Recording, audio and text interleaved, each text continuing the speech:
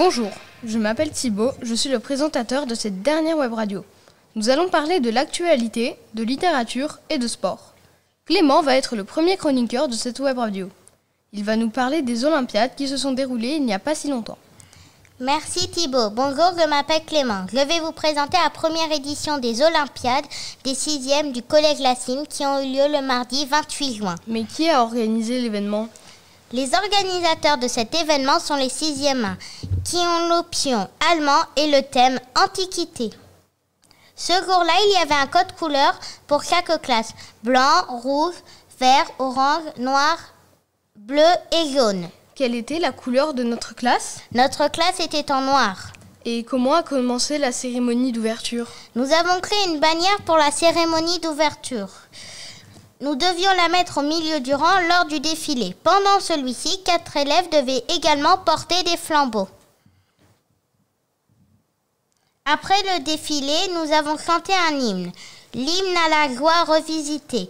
Chaque classe qui avait un thème ou une option langue a chanté un couplet dans sa langue, anglais, italien, allemand ou antiquité.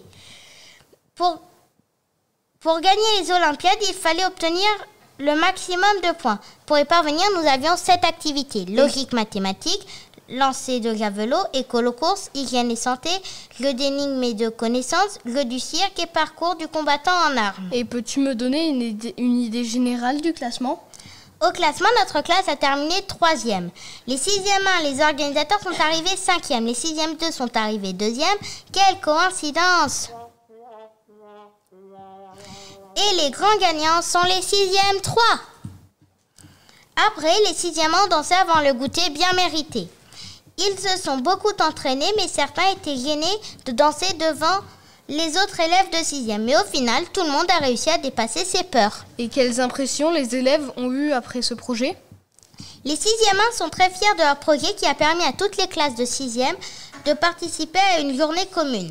Merci de m'avoir écouté. Je remercie Mila et Marine de la classe de 6e 1 qui m'ont donné des informations sur l'organisation de cette journée. Au revoir. Merci Clément. Merci Clément. Lucas et Jules vont nous présenter le club Rajo. À toi Lucas. Bonjour à tous. Je vais vous présenter le club auquel j'ai participé tout au long de l'année avec notre professeure documentaliste, Madame Zurflu. Et quel est le thème de ce club ? C'est un club de lecture pour les collégiens qui sont volontaires, organisé par l'éditeur jeunesse Rajo. Il y a 2 catégories, l'une pour les 6e, 5e, l'autre pour les 4e, 3e. Il suffit seulement de s'inscrire. Et combien de manuscrits devez-vous lire ? L'objectif est de lire 4 à 5 manuscrits pendant l'année et de donner notre avis sur l'histoire, le titre ou encore la couverture pour que l'éditeur décide ou non de publier ce manuscrit. Les histoires que l'on a lues contenaient encore des fautes de frappe, d'orthographe ou des erreurs syntaxiques. Pourrais-tu me dire quelques noms de manuscrits que vous avez lus ? Il y a L'Enfant maudit, Qu'est-il arrivé au vol MH370, La forêt d'Yara et Quel secret habite le château de Fougeray. À la fin de l'année, nous avons voté pour le meilleur manuscrit. Et quel manuscrit a gagné cette année ? Le vainqueur 2022 est le roman de Sarah Barter intitulé « Qu'est-il arrivé au vol MH370 ». Nous avons rencontré cet auteur en visio il y a quelques jours. Elle nous a révélé ses techniques d'écriture, ses inspirations et nous a avoué qu'elle raffolait des faits divers. C'est pour cela qu'elle a écrit la collection des mystères inexpliqués. Jules va maintenant vous présenter la critique littéraire de ce roman. Merci Lucas. Effectivement, je vais vous parler de mon manuscrit préféré cette année. Il se nomme « Qu'est-il arrivé au vol MH370 ». Il appartient à la série de livres Mystères inexpliqués et a été écrit par Sarah Barter. Il a récemment été publié aux éditions Rajo. Et de quoi parle ce roman ? C'est un roman policier qui parle d'une petite fille nommée Paloma dont le père a mystérieusement disparu. En effet, il devait se rendre à Pékin à bord du vol MH370 de la compagnie Malaysia Airlines. Le vol se déroulait normalement quand l'avion a tout à coup perdu contact avec le sol et a disparu mystérieusement. Malgré tous les efforts des gouvernements, l'avion ne sera jamais retrouvé. C'est le début de plusieurs hypothèses et recherches que vous découvrirez en lisant ce livre. Est-ce une histoire vraie ou inventée ? Cette histoire est une histoire vraie, même si le nom des personnages a été changé. L'auteur adorant les faits divers, elle a été marquée par ce drame. Et pourquoi nous conseilles-tu ce livre? Je vous conseille de lire ce livre car il est très intéressant et très bien écrit. L'enquête menée pour retrouver l'avion et toutes les hypothèses émises sont passionnantes. Si les mystères vous intéressent, Sarah Barter a aussi écrit un livre qui sortira cet été nommé « Quel secret abrite le château de Fougeray ». Merci de nous avoir écoutés. Merci pour cette présentation du Club Rajo et cette critique.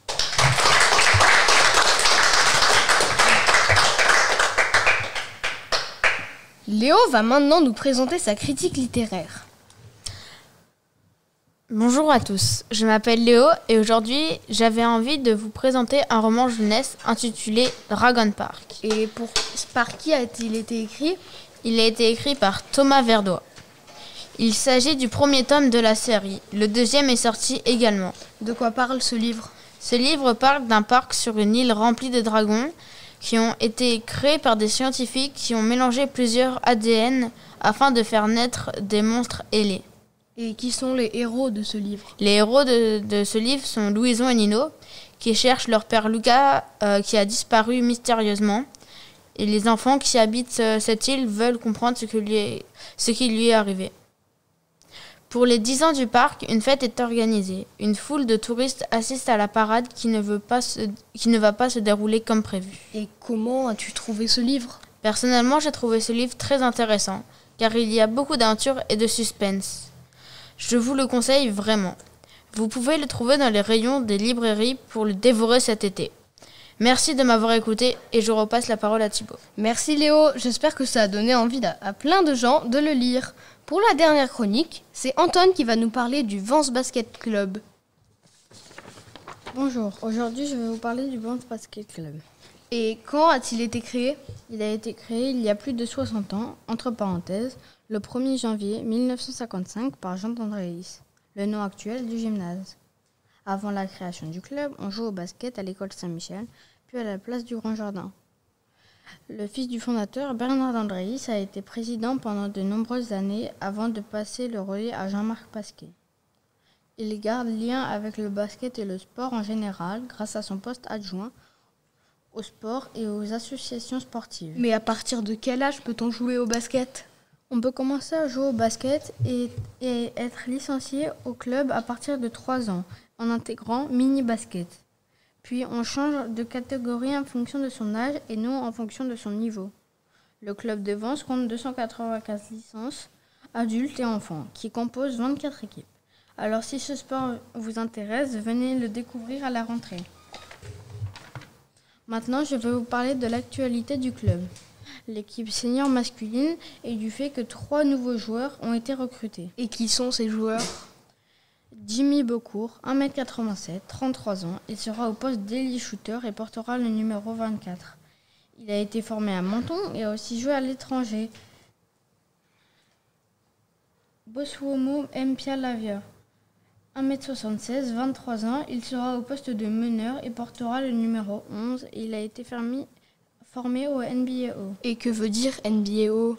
NBAO signifie Nice Basket Association West. Et l'année dernière, il jouait à Villeneuve-Loubet. Caron Ankwe, 1m88, 28 ans, il sera au poste d'intérieur et portera le numéro 18. Il est originaire de Corse et a lui aussi joué en NBAO ces 6 dernières années. Cette équipe se compose également de joueurs investis auprès des plus jeunes, en tant qu'entraîneur, ou encore des jeunes joueurs formés au club. On espère que l'équipe pourra, grâce à tous ces joueurs et tous ses talents, faire une belle saison et atteindra son but, la montée de championnat. Merci à tous de m'avoir écouté. Merci Anton. Maintenant, je pense que certaines personnes auront envie de s'inscrire. La classe de 6e 7 médias et aujourd'hui nous allons interviewer une artiste qui s'appelle Audrey Garnier. Alors bonjour, moi je m'appelle Camille, alors je ne suis pas une élève mais je participe au projet avec les 6e 7 médias et j'ai aussi quelques questions à vous poser étant donné que j'adore également dessiner. Alors, est-ce que vous comptez faire des livres pour adultes? Parce que là, on voit essentiellement des livres destinés à la jeunesse. Merci. Il y a un recueil de poèmes que j'ai illustré qui s'appelle Source, et qui est destiné aux adolescents et aux adultes. Et j'illustre aussi pour adultes, mais j'ai une préférence pour les livres destinés à la jeunesse. D'accord, merci beaucoup. Alors ensuite, j'ai une deuxième question. Est-ce que vous travaillez principalement dans le sud ou est-ce que des fois vous partez dans d'autres villes ou d'autres pays pour vous inspirer ? Alors, j'ai été invitée à l'occasion d'une manifestation qui s'appelle Partir en livre dans d'autres régions de France pour montrer mon travail et aussi transmettre mon savoir-faire ou ma manière de m'exprimer. Donc, je suis inspirée par d'autres régions, bien sûr, mais j'aime beaucoup aussi cette région où la lumière est omniprésente et m'apporte énormément d'inspiration. Merci beaucoup. Avez-vous déjà fait des ateliers avec des enfants pour présenter et expliquer votre travail ?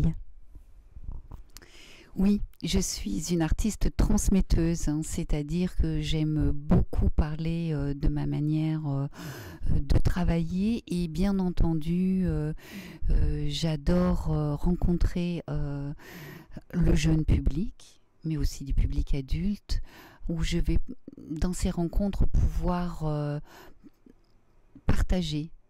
C'est-à-dire récupérer, connaître le ressenti face à mon travail, connaître la façon dont les personnes ont envie de s'exprimer face à ma manière d'illustrer ou de colorer des papiers ou de présenter un ouvrage.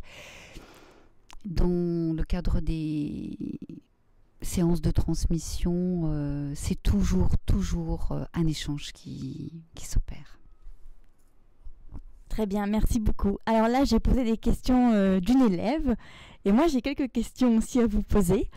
Est-ce que vous travaillez principalement dans un atelier ?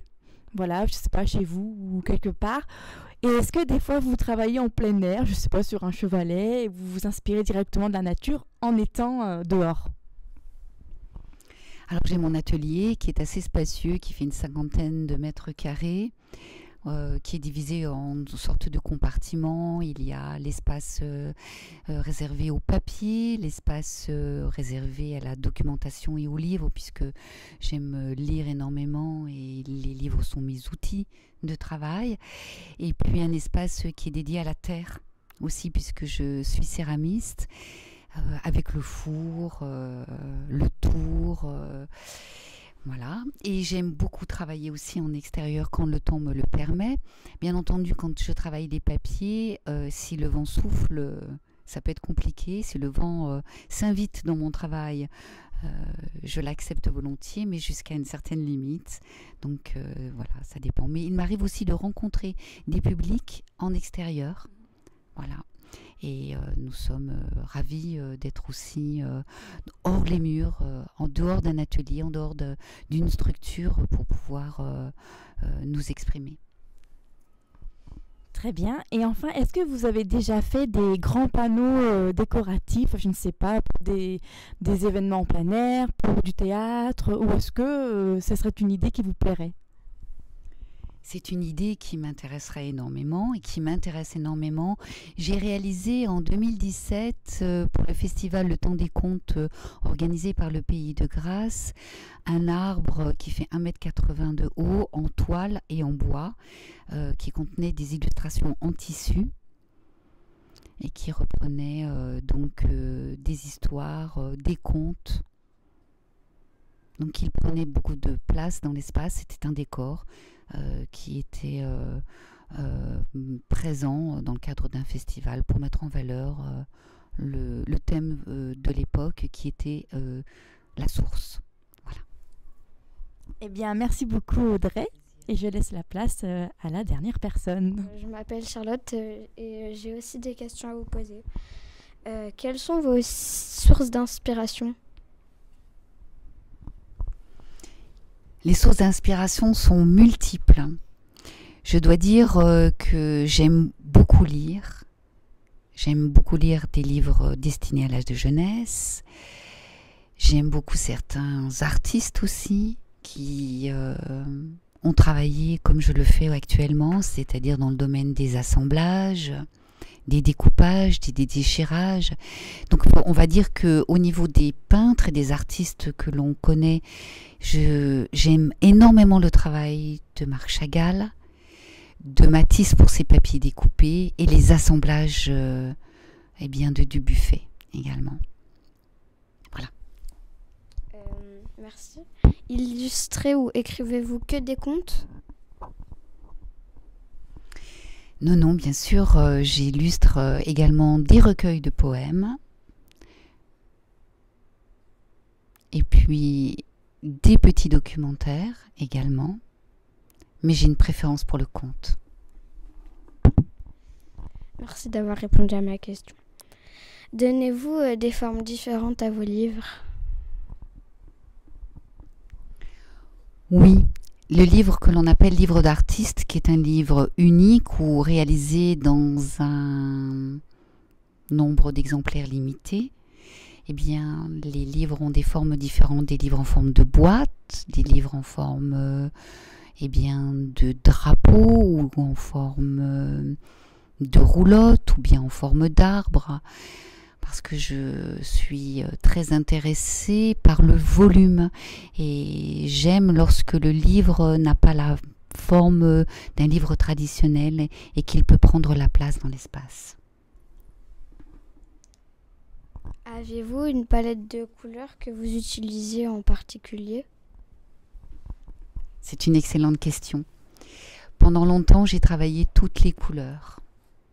Toutes les couleurs du bleu, enfin toutes les couleurs primaires et tous les assemblages de couleurs. Et depuis quelques années, eh bien, j'ai envie de travailler les contrastes et je travaille beaucoup le noir, le blanc et le doré. C'est ce qui se produit pour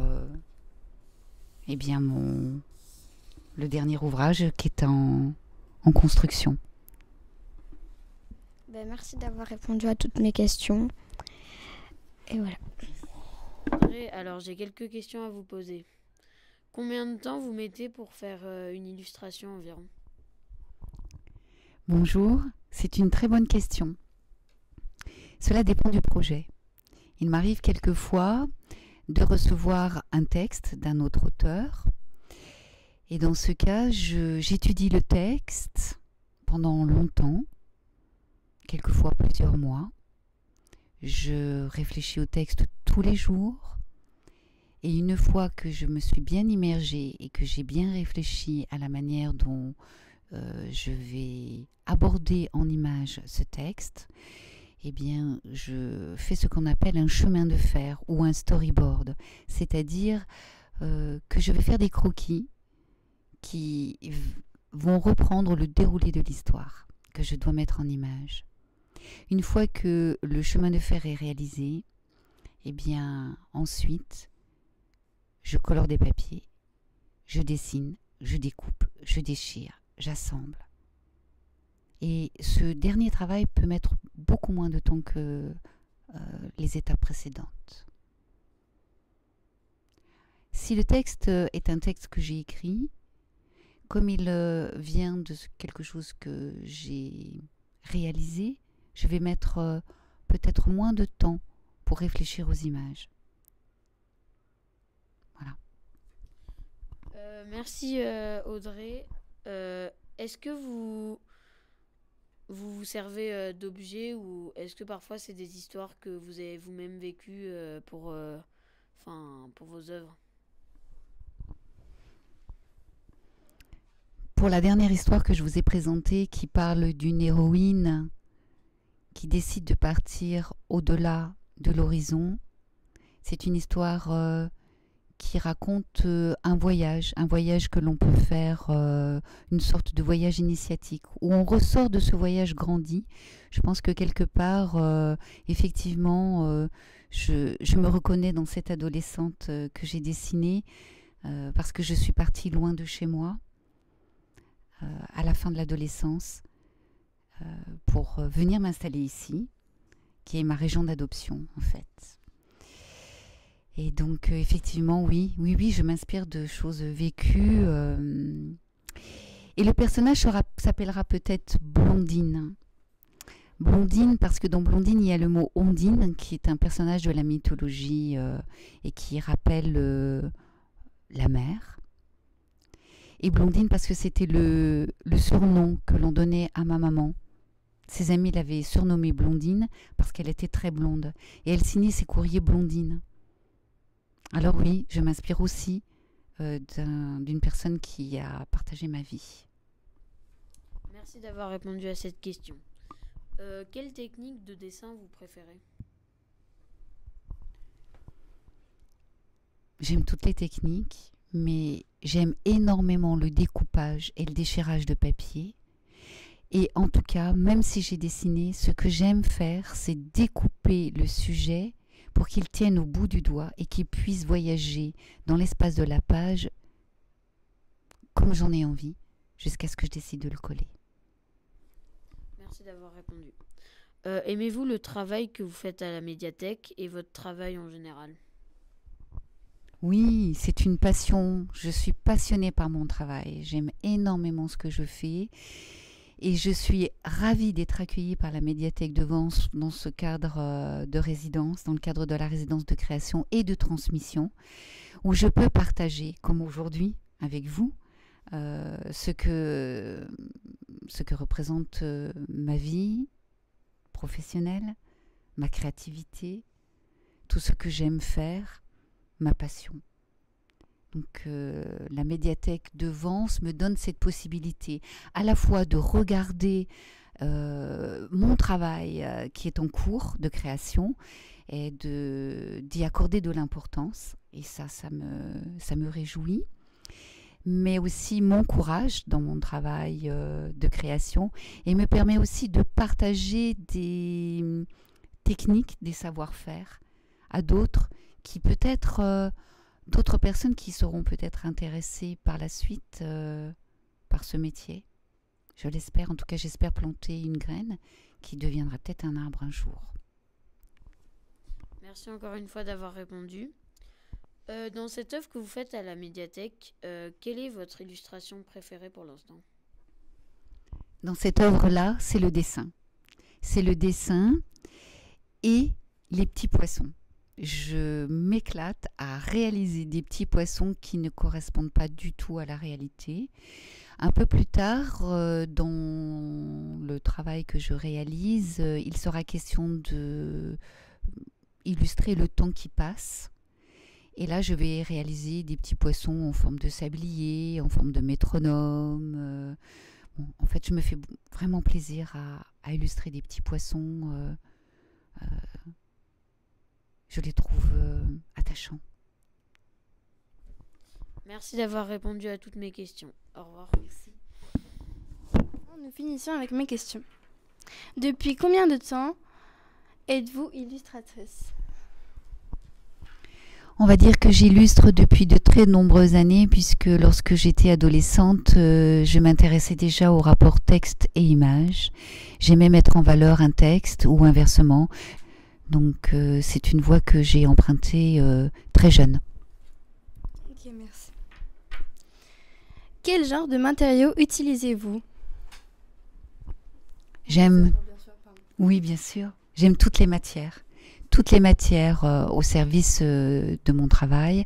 Le bois, le tissu, la ficelle, le papier. Et j'ai découvert la terre depuis peu. Pour pouvoir travailler toutes ces matières, j'ai été amenée à étudier dans différents domaines. Le domaine de l'objet et son contenant pour réaliser des ouvrages en forme de boîte, par exemple. Donc j'ai étudié le packaging et puis j'ai étudié aussi tout ce qui est en rapport avec la mise en page.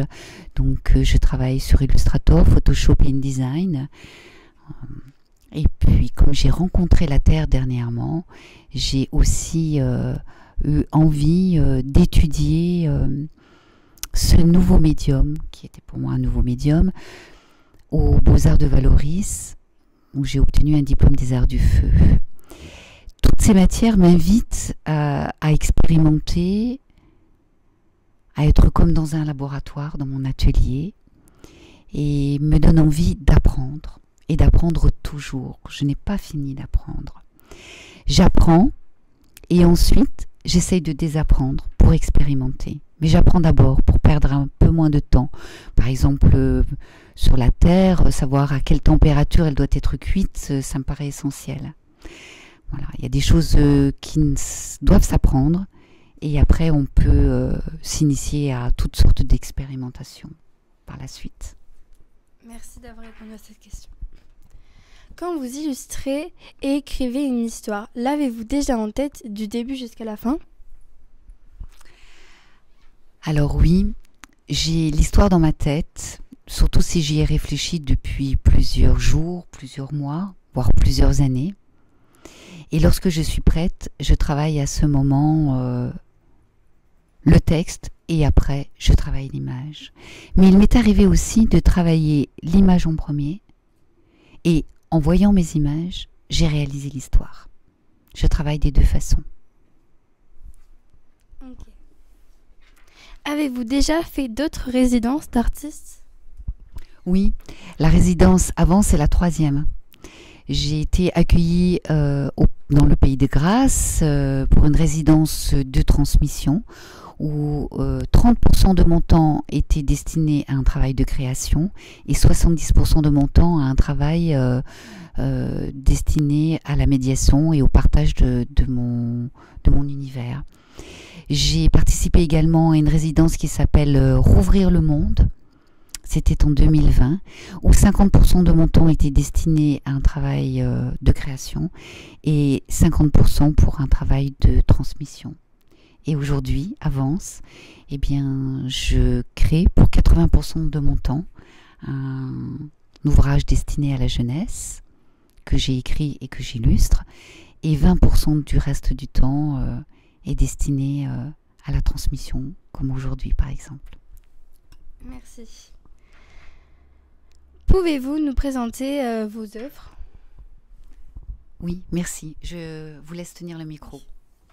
Alors, je vais montrer par exemple un livre-boîte que j'aime réaliser parce que j'aime m'interroger sur la forme du livre. Donc une boîte, un ouvrage qui en fait détient à l'intérieur un livre. J'aime étonner, surprendre sur la manière dont on peut envisager une lecture. C'est un ouvrage en papier. Donc ce type d'ouvrage peut être réalisé avec des enfants. Donc je transmets dans ce domaine. Il y a la possibilité de découvrir comment réaliser un livre-boîte en atelier. Je propose d'autres livres en volume, comme ce livre qui contient une porte un petit peu spéciale. Une maison avec une porte qui est en fait un livre en volume également, en pop-up. J'aime que le livre prenne de la place dans l'espace et qu'il interroge le lecteur sur sa façon d'envisager le texte et l'image. J'aime aussi les livres qui puissent être manipulés, touchés, qu'une expérience tactile puisse être au rendez-vous du livre. Et je vous montre une illustration qui est en cours du livre que je suis en train de réaliser et qui raconte l'histoire d'une héroïne qui voyage tous les jours sur la mer et qui aime beaucoup le rapport qu'elle entretient avec les animaux qui l'entourent, le rapport à la nature. Un jour, elle va décider de partir, de voir ce qu'il se passe au-delà de l'horizon. Voilà. Merci pour votre accueil. Merci d'avoir répondu à toutes nos questions. Voilà, c'est la fin de cette interview. À bientôt. À bientôt, merci. Que se passe-t-il le 9 juillet au parc de la Conque? Alors, le 9 juillet au parc de la Conque se passe Partir en livre. C'est une grande fête nationale qui a pour but de sortir les livres des bibliothèques et des librairies et d'aller sur les lieux de vacances des enfants. Donc le 9 juillet, la médiathèque elle organise Partir en livre au parc de la Conque avec tout un programme d'animation. Donc à 10h30, il y a un éveil musical pour les petits. Toute la matinée, il y a des démonstrations de danse contemporaine. Il y a des rencontres avec des autrices, dont Audrey Garnier que vous avez rencontrée ce matin, Monique Gimello et Mopi, qui a écrit la bande dessinée Peasley. Il y a aussi un spectacle à 16h, Quand le chaperon voit rouge. Il y a des ateliers BD, des ateliers de création. Il y a des jeux de société, un coin de lecture. Où vous pouvez vous installer sur les transats et emprunter les livres, prendre des livres parce qu'il y aura des dons. Il y a plein de petites surprises aussi tout au long de cette journée. Donc venez nous voir le 9 juillet au parc de la Conque. Okay. Donc, quel est votre rôle dans la médiathèque? Alors, mon rôle à la médiathèque, je suis en section jeunesse. Et c'est moi que vous rencontrez quand vous venez à la médiathèque. Je fais les commandes de la section jeunesse en livres, en BD et en manga. J'accueille les classes et je propose plein de choses aux écoles, aux primaires et on propose des animations aussi. On prépare les animations et on reçoit nos commandes. C'est à peu près mon rôle. D'accord. Ouais, ça va comme réponse? Oui. Que faites-vous lorsque la médiathèque est fermée? Alors, quand la médiathèque est fermée, soit le mardi matin et le jeudi matin, on s'occupe, par exemple, comme ce matin, on reçoit des classes, pour soit des lectures quand c'était maternelle, pour des présentations de la médiathèque, pour des visites, pour des emprunts de documents pour les écoles. Aujourd'hui, c'est la web radio pour les 6e. Aussi, quand la médiathèque est fermée, on reçoit les bébés lecteurs, on va dans les crèches pour ma collègue, et puis on reçoit nos commandes de livres. On les enregistre dans notre logiciel, on fait des réunions, on fait des formations, voilà. On prépare nos animations. Voilà. Tout ce qu'on ne voit pas, la partie immergée de l'ASBR.